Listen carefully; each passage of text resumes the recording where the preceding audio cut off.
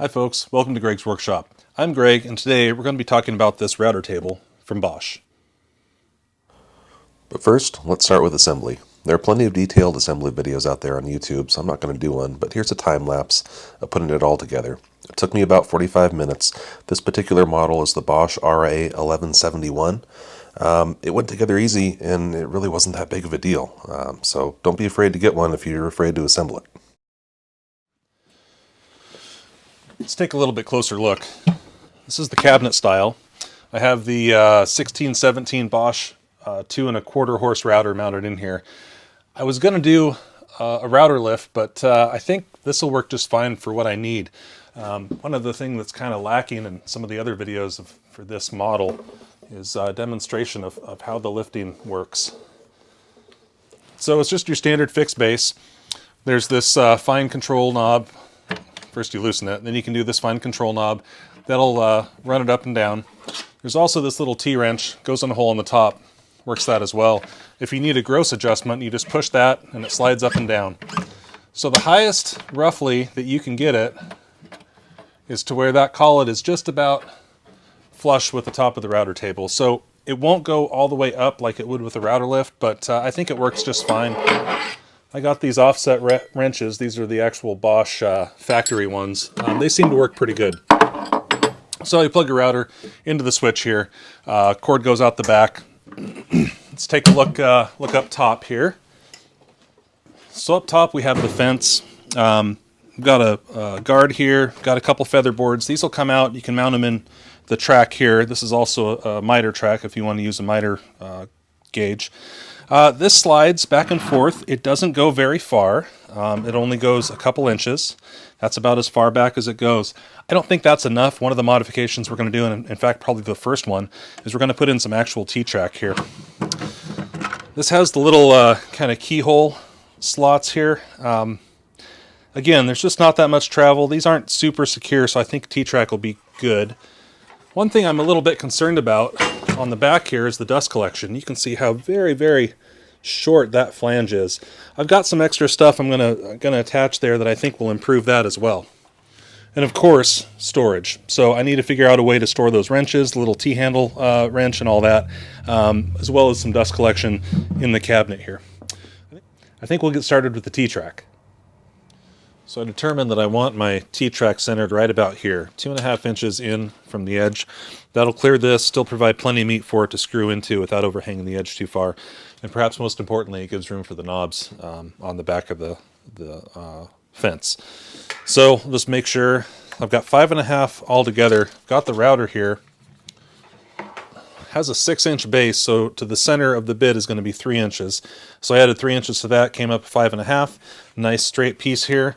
Going to do this in 2 passes. Hopefully it works better than the the last T-track I tried to cut. Here we go.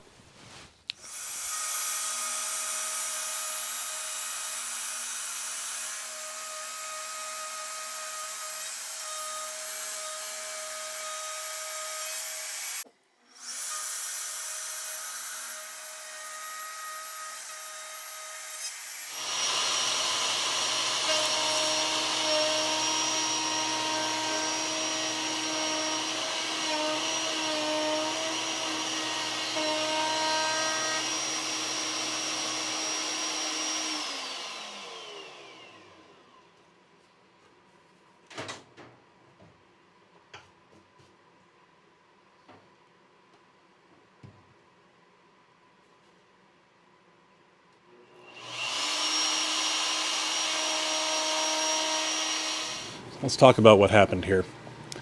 I made the mistake of going the wrong direction. So when I was doing this one, I cut this way. Router bit spinning and cutting, as it meets that uncut wood, the way it's spinning is forcing it into the fence, which is good. That's what we wanted. That's why that one was clean. This one, I went the same direction, but the opposite as far as the bit goes. The problem was that the bit was spinning this way, spinning this way, so as it encountered that uncut wood, it wanted to walk away from the fence, which it obviously did. I should have started here, and on the second cut I did. Came this way, cut just fine. live and learn. This is going to be here to remind me. It'll mostly be covered up by the fence, which is good. Maybe I'll fill it in with something. I don't know. It looks like hell, but you know, my bad. It's I'm always nervous about cutting into like factory things like this because I can't really replace it, right? I can't just buy a new top. I wouldn't think, and if I could, it's probably more money than I care to spend. So we'll leave it there for now. Who knows? Maybe in the future I'll replace the whole top, but for now, we'll carry on.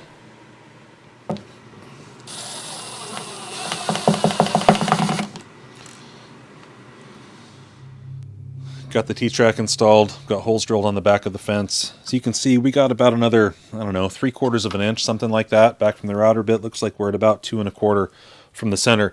One thing that's kind of cool about this router plate is that it has graduated inches here, so you can tell how far either side of the bit you are. Also, I put these 2 short ones up front here in case we need a really wide cut.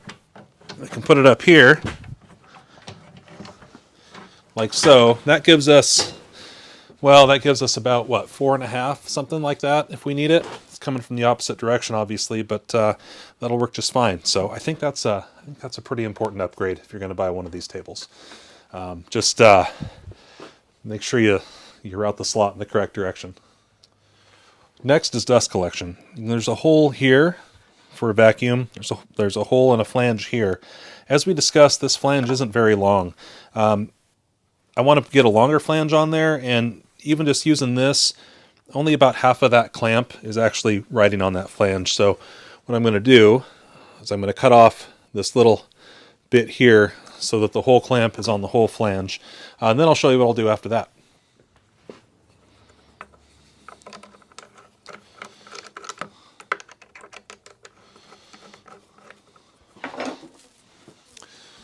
Alright, now that that's on, I'll show you the next step. I got this from Rockler. It's a hose for a fence, but it also has a brush, so it just pops off so you can leave it running and vacuum up, you know, dust or whatever. Fits on there pretty well, I think. I think that'll work. Sticks out a little bit, but that's okay. It probably won't be stored like this. Gonna run it through this hole, run it inside. Then I have this 4-inch dust right adapter. That's gonna go over here somewhere. The hose is going to go inside and is actually going to sit right about like that. That way I can hook up the high flow dust collector. I can have good flow through this because it's actually inside the narrower 4-inch, but I can still have more flow around the outside for all the dust that collects in here. At least that's my theory. We'll get it hooked up and test it out.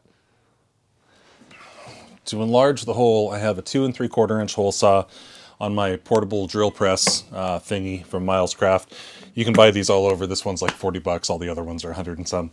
It seems to work okay. I have it secured with these 2 screws. I tried to clamp it. It just didn't quite work. The clamps kept slipping off because of the laminate. So not ideal, but if this was a piece of finished furniture, I probably wouldn't do that. But this is a piece of shop furniture, and you know, it's going to serve a purpose, and I think that'll be fine. So get that cut.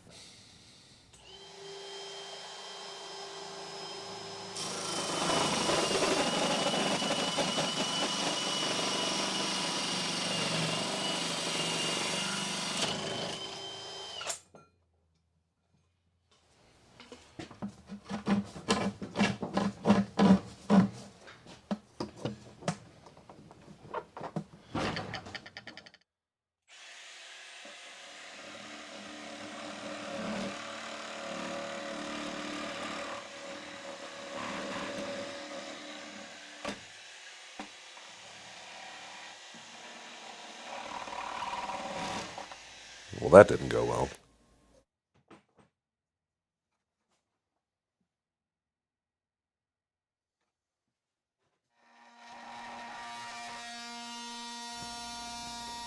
So the hole's going to end up a little choppy.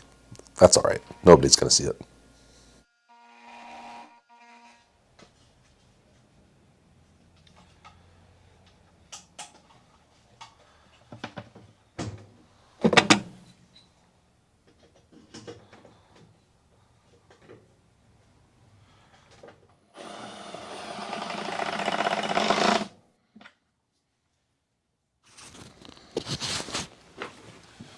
So what we've got here is we have a 4-inch dust right port Rockler. I use the Rockler Dust Right system.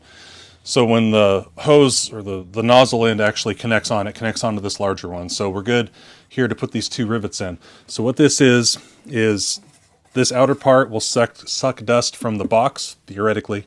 Because this is a 2-inch piece of 2-inch ABS pipe connected to that hose we put on the fence. Because it's all the way in here, it should get quite a bit of suction as well. So we'll just do a quick test run and we'll see how it does.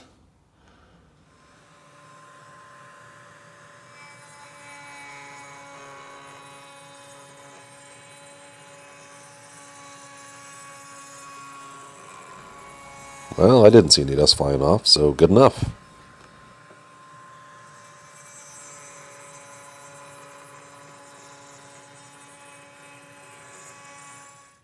Now, that piece of wood you just saw me rounding over isn't just a random piece of wood. It actually has a purpose. So credit to Woodsmith and their YouTube channel for this idea. So I've got it on this Bora, boy, I can't say it, Bora Portamate base, BM1100. So there's 2 casters on the end here. What I want to do is attach this so that I can lift them both up and down at the same time. So I've got these carriage bolts. They're actually the bolts that originally held the router fence on. And then I just have these little cap nuts here. Should be able to get those started. And then get under there with a wrench and get them sucked down nice and tight. We'll be able to activate or deactivate the casters all at once, so you don't get that weird twist that you can get with these sorts of setups. And get it started here. Tip it up so we have better access.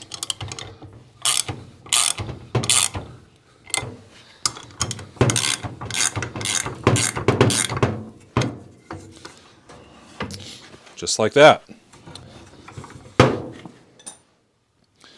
And that Bora Portamate base obviously brings me to the next topic of discussion. How do I have this mounted?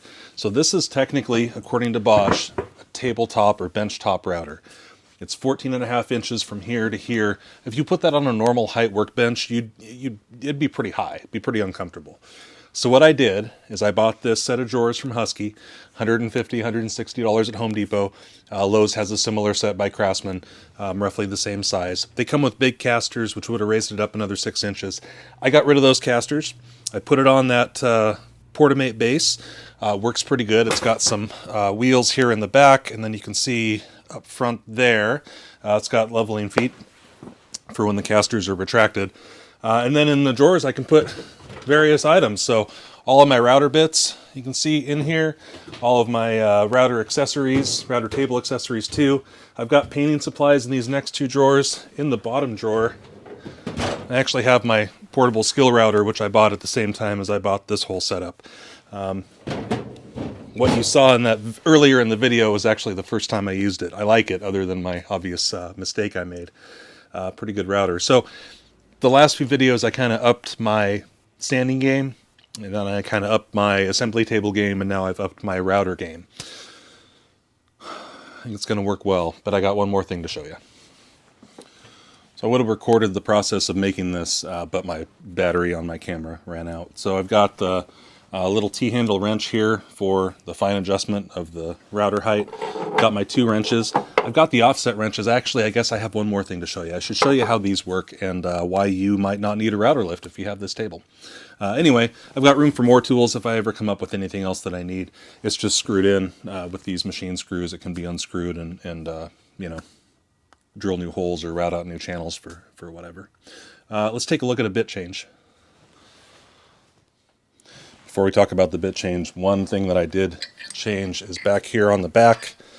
I put in an elbow rather than that straight piece. That elbow works quite a bit better than the straight piece. Anyhow, so bit change. If you've been around YouTube woodworking videos for any length of time, you know that people like router lifts. They like them because they can adjust them from above the table and because you can pull the whole collet up above the table to effect a bit change. If you have offset wrenches, though, specifically the Bosch offset wrenches for this router, you don't really need it. So you can put the bottom wrench in. That'll hold the shaft, this top of this collet's about 3/4 or maybe an inch below the surface. You can get in with the other inch and you can do whatever you need to do just fine. For height adjustment, you just unlock the router base. You can squeeze a little lever down there for a rough adjustment, for what we might call a coarse adjustment. And then you can use this to raise and lower and get your fine adjustment.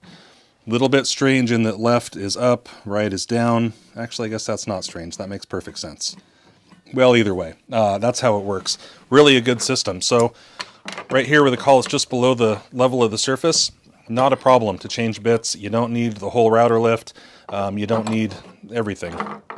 One question that I had before I bought this was, would a router lift fit here? And the answer is no, not without a modification. This plate is about a 1/2 inch smaller in both directions, length and width, than a normal router lift. So I actually bought a router lift to go in with this. Realized it wouldn't fit. Once I got this put together and used it a little bit, I realized that I don't really need a router lift. This works fine. This will do everything that I want it to do.